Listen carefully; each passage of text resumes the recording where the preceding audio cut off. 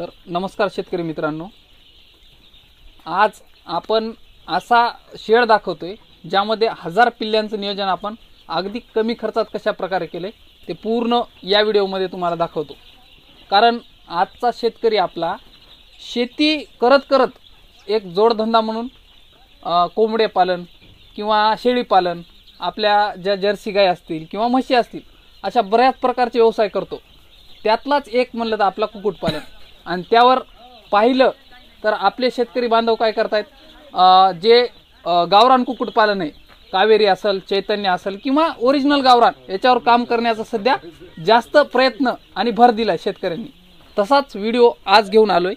आज समजा आपल्याला 1000 पिल्ल्यांचं नियोजन कशा प्रकारे केलंय अगदी कमी खर्चात, तेच या पूर्ण व्हिडिओमध्ये दाखवतो। तर सर्वप्रथम आपण जे मुरली भाऊ आहेत त्यांचा परिचय, थोडक्यात तुमचं नाव, गाव। नमस्कार, मी मुरलीधर गंगाधर हेंडगे, राहणार उखळत, तालुका, जिल्हा परभणी।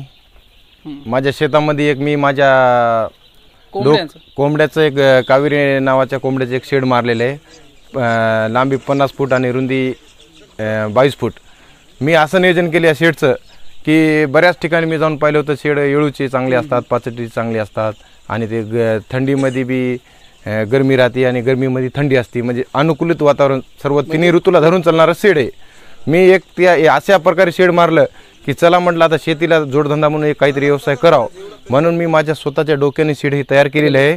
आणि मी असं शेड तयार केलेलं आहे की येळू ही मार्केटमध्ये 105 रुपयाला येळू आणला, आणि 5-5 येळूच्या मध्ये एक बल्ली दिली 350 रुपयाची, एक निर्गलीची। अशी मिळून मला कमीत कमी 140 ते 50 येळू लागले, कमीत कमी 50-60 बल्ली लागली, आणि सिमेंटच्या बेळ्या कमीत कमी 18 ते 20 बेळ्या लागल्या। बरं, एक आता मुरली भाऊ, आपण ओव्हरऑल पूर्ण माहिती सांगितली। तर बेसिक आता एखादा नवीन शेतकरी आहे, त्याला सुरुवात करायची की बाबा कोंबडी पालन करायचंय, तुमचा अनुभव आहे, तुम्ही त्या अनुभवातून एवढं नियोजन केलंय। तर आता सुरुवातीला तुम्ही काय केलं, शेडची लांबी किती सांगितली? 50 बाय 22। 50 बाय 22, म्हणजे याच्यात 1000 कोंबड्या जर करायच्या असल्या तर ही साईज एक चांगली आहे, आरामशीर म्हणजे याच्यात तुम्ही 1000 कोंबड्या आरामशीर बसू शकतात। आणि तसंच पाहायला गेलं तर 1100 पण बसू शकतात। मिनिमम समजा 1000, म्हणजे त्यांना मोकळं वातावरण, त्यांना मोकळं फिरायला जागा, सगळं सुटेबल या 50 बाय 22च्या शेडमध्ये होऊ शकते। म्हणजे आता तुम्ही कसं कप्पे नियोजन कसं केलंय? आता मी काय केलं, सर्वप्रथम मी एक नवीन शेतकरी होतो, मी काही शेतकऱ्यांच्या माध्यमातून मी जोडलो आणि त्यांच्याशी माहिती घेऊन मी त्यांनी मला कशी फोनद्वारे माहिती दिली, त्या फोनद्वारे माहिती दिल्याच्या नंतर मी स्वतः प्रयोग करून पाहिला। मी म्हणलं चला आता आपण बी काय एवढं हे केलेलं नाही, आपण बी शेतकरीच आहेत। मी काय केलं, मी माझ्या घरचे समजा फारी म्हणा किंवा हे बॅनर समजा, होल्डिंग समजा जुने पुराणे टाकलेले, मी काय केले, येळूचे 4 कप्पे केले, म्हणजे याला बॉर्डिंग म्हणतात थोडक्यात। 4 भाग केले। 4 भाग केल्याच्या नंतर काय केलं, 1000 पिल्लं आणले। 1000 पिल्लामध्ये 4 कप्पे करून 250 मिनिमम आम्ही पिल्लं सोडलेत। आतापर्यंत या 250 पिल्लांमध्ये 10 पिल्लं मरण पावले, कारण कशामुळं की ते नगर जिल्ह्यातून आलेले होते, दमटून आलेले होते, काहीला वातावरण सेट झालं नाही, 12 तासाचा प्रवास होता, त्याच्यामुळे आता इथून पिल्लं मरणं बंद झालं। तर मी असं नियोजन केलं की चाऱ्याचे 3 भांडे आणि पाण्याचे 3 भांडे, त्याच्यामध्ये काय केलं, 4-5 लाईट लावली, आणि ही जर लाईट गेली तर CFL म्हणून एक लाईट लावला की किंवा ही लाईट जर गेली तर हा लाईट ऑटोमॅटिक चालू व्हावा। म्हणजे चार्जिंग हे तुमचा समजा त्याच्यात बॅटरी आहे, बॅटरी कारण लाईट गेली तरी 1-2 तास ते कव्हर करू शकतो। आणि मिनिमम काय केलं, मी 5 बल्बा मागे एक CFL लावला आहे, आणि त्याची सेटिंग अशी केली की बोर्ड लावला एक, मी एक लाईट वायरमॅन बोलवला, एक खाजगी वायरमॅन, त्याला म्हणलं बाबा तुझ्या दिमाखाने माझ्या दिमाखानेच वायरिंग करूत म्हणलं आपण। लोक स्वतः लोक कोणाचा सल्ला नाही, कुणाचाच नाही, लोक काय करतात घराला करतात। मी म्हणलं आपण झोपड्यालाच करून पाहतो आपल्या सेडला, अंडरग्राउंड लाईट केली, कुठं पाचटीला कुठं शॉर्ट सर्किट होणार नाही याची दक्षता घेण्यासाठी हा एवढा मी एक दिमाखाचं नियोजन केलं।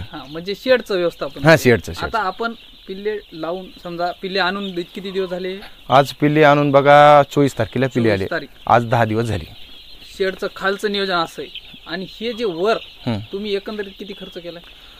वर सर्वसाधारण मिनिमम समजा 90-1000 पर्यंत पूर्ण शेड झालं संपूर्ण।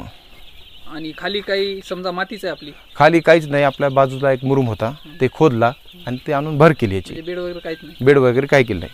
आणि लाईट फिटिंग, ते येळू ज्या बल्ल्या आहेत एकंदरीत जे साहित्य लागले त्याच्याविषयी काही थोडक्यात माहिती. साहित्य म्हणजे मिनिमम ज्याला समजा वेळू आहे हो. त्याचा खर्च वेळूचा वाचतोय. हां. ज्याच्याकडे समजा सरळ आकाराचे समजा लाकडं आहेत त्यांचा ती बल्ली आणायचा खर्च वाचते. हो. आता माझ्या एकंदरीत माझ्याकडे वेळू होते 5-50 समजा निघालते माझ्या शेतात. ते काय आणि दुसरे काही मिळून मी अशी वेळू मार्केटमधून आणली आणि मी माझ्या स्वतःच दिमाखाने रोजंदारी लावून हे काम केलं हो. आणि मला मिनिमम 20-22 दिवस लागले समजा हे करायला. म्हणजे आधी तुम्ही काही आता समजा ही 1000 पिल्ल्यांची बॅच आहे, तुम्ही आता हे नवीन पूर्ण शेड केलाय, याच्या आधी काय पिल्ल्यांचं नियोजन होतं? आधी पिल्ल्याचं नियोजन म्हणजे एकच. तुम्ही आधी केलेलं त्याच्यात काही म्हणजे तुम्हाला उत्पन्न किती झालं बाबा तुम्ही केलेलं आहे ना याच्या आधी? हो, याच्या डायरेक्ट पूर्ण 1000 पिल्ल्याचं नियोजन नाही केलं? नाही. अगोदर किती पिल्ल्यांचं होतं? अगोदर मिनिमम मी समजा आता एका दुसऱ्या जागेवर मी अनुभव घेण्यासाठी थोडस 1000 पिल्ल्याचं अनुभव घेतला. हा, डेमो म्हणून घेतला. त्यांचं पण सेड असं 50 बाय 22च होतं. त्यांच्या याच्यामध्ये नियोजन असं झालं की पण आपल्या 1000 पिल्लांना काही त्रास झाला नाही, सरळ आणि व्यवस्थित 1000 पिल्लं राहिले. त्याच्यानंतर चला बाबा म्हणलं आता आपण तो अनुभव घेतला, एक डेमो म्हणून 2-2.5 महिने घातले तिथं. त्याच्यानंतर मला चला हळूहळू आपल्या शेतात करावं, कारण शेतीला जोडधंदा आज, कारण मालाला भाव नाही, शेती पिकत नाही, पिकली तर माल बाजारात विकत नाही, कमी भावानं पाडून मागतात. त्याच्यामुळे चला मला छोटासा एक उद्योग म्हणून मी आपल्या दिमागाने स्वतःच्या केलं की चला बाबा शेती करत करत आपलं सगळं काय करत आपलं व्यवस्थित होऊ शकते.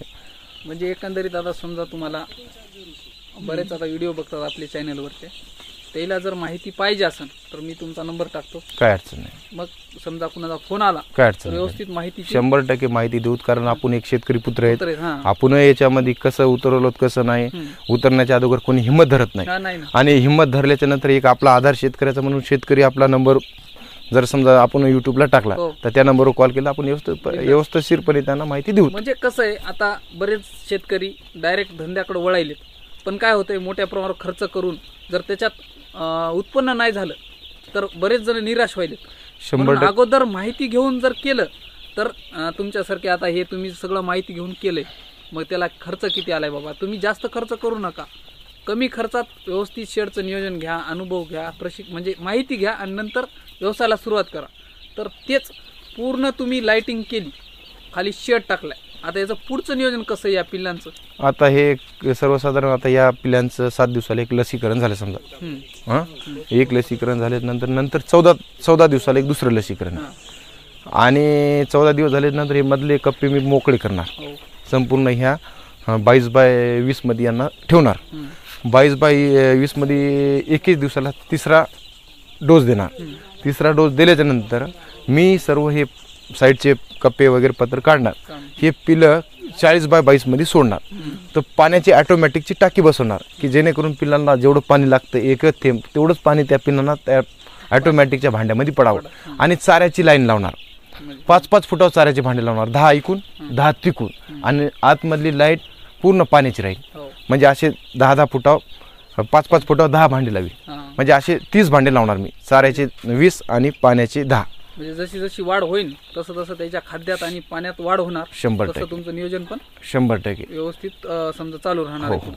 त्याच्यामध्ये जे पाण्यामध्ये औषध लागतात पिलांना, लसी काही पाण्यात, कारण त्यांना सर्दी होणे, संडास पातळ होणे, हे काळजीपूर्वक, पुन्हा पाणी शुद्धीकरण किंवा त्यांचं वाढ होणे, लाल तुरा होणे, असे खूप काही अनेक प्रकारचे औषध आहेत मार्केटला उपलब्ध आहेत. जेणेकरून माहिती ज्याला लागत असेल तर आम्ही देऊ, नसेल लागल तर ते युट्यूबला तर एखाद्या त्याच्याकडून बी सल्ला घेऊ शकता. 100%. म्हणजे सल्ला करायचा असेल तर एखादा सल्ला घेऊनच करा. 100%. डायरेक्ट तुम्ही करून कारण असे पिल्लं आणून जर मरत असतात तर खर्च करून काही उपयोग नाही. त्याची पिलं मरण्याची बी आपल्याकडे थोडंसं आपण दुर्लक्ष केलं तर पिलं मरतात. कारण पिल्लामध्ये कंप्लीट आपण 15 दिवस कंटिन्यू जर राहिलात तर एकही पिल्लं मरत नाही. कारण तुम्ही पिल्लं सोडसाल, पिलांना व्यवस्थिशीर पाणी आहे काय, त्याच्या भांड्यामध्ये चारा आहे काय, सगळं जर व्यवस्थिशीर जर पोहोचलं तर पिलं एकही मरत नाही. आणि मरू शकतं एखादा, समजा काही लंगडा पांगडा कुळा आंधळा येतो ना, त्याच्यामध्ये मरू शकतं एखादा, तसं काही नाही. सहन करण्याची क्षमता नसते, मरू शकतो. तेवढा लॉस तर सहन होतंय, पण जास्त प्रमाणात मर लागली ना ते सहन नाही करू शकत. का तर आपल्याला असते अपुरी माहिती.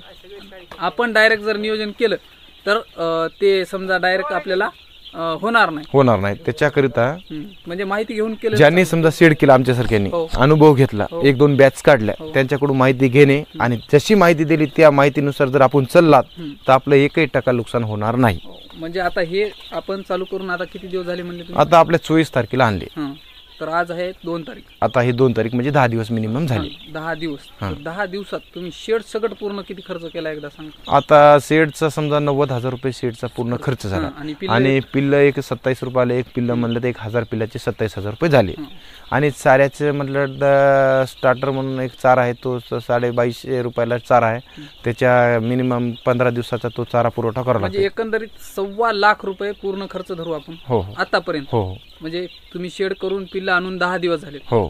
तेवढ्यात 2.25 लाख रुपये खर्च. हो. आता इथून पुढे तर त्याला खाद्य लागल. हे नाही, खाद्याचे बी त्याच्यामध्ये कसं झालंय, खाद्याचे बी 10,000चं खाद्य गेलं ना आतापर्यंत. आतापर्यंत. म्हणजे इथून पुढचा खर्च वेगळा. इथून पुढचा आतापर्यंत 2.25 लाखात पूर्ण नियोजन करून आपण 1000 पिल्लांचं व्यवस्थापन केलं. ठीक. हो ना. आणि आता तर शेतकरी मित्रांनो, तुम्ही जर कुक्कुटपालन करत असाल, कोणतंही असो तुमच्या पद्धतीनं, जर तुम्हाला माहिती पाहिजे असेल तुम्ही मुरली भाऊला भेटू शकता.